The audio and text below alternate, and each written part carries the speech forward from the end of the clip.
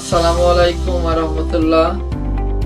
আমি doctor Sheikh Mohammad Afzal Uddin, associate professor, medicine specialist, MD internal medicine.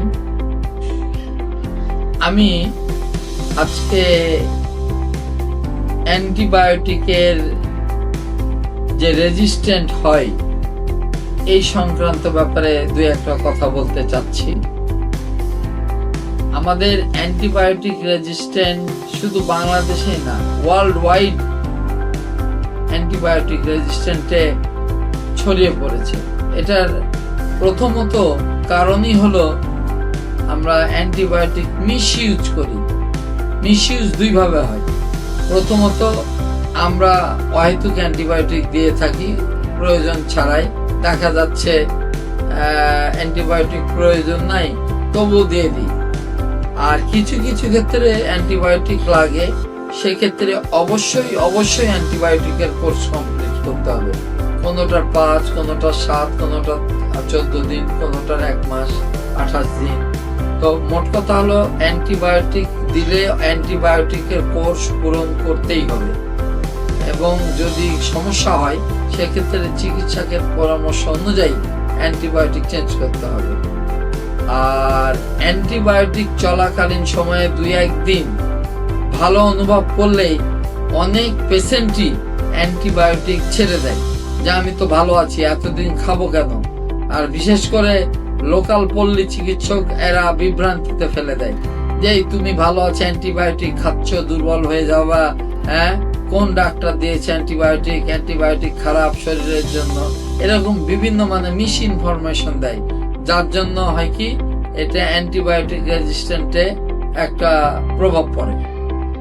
আর সারা পৃথিবীতে এখন সুপার বাগ নিয়ে কথা উঠছে, অর্থাৎ এটা not only antibiotic, antivirus, anti fungal, fungus, bacteria, protozoa, everythings এর এগেনস্টে রেজিস্ট্যান্ট দেখা দিচ্ছে, যেটা পরবর্তী প্রজন্মের জন্য দারুণ হুমকি সম্মুখীন।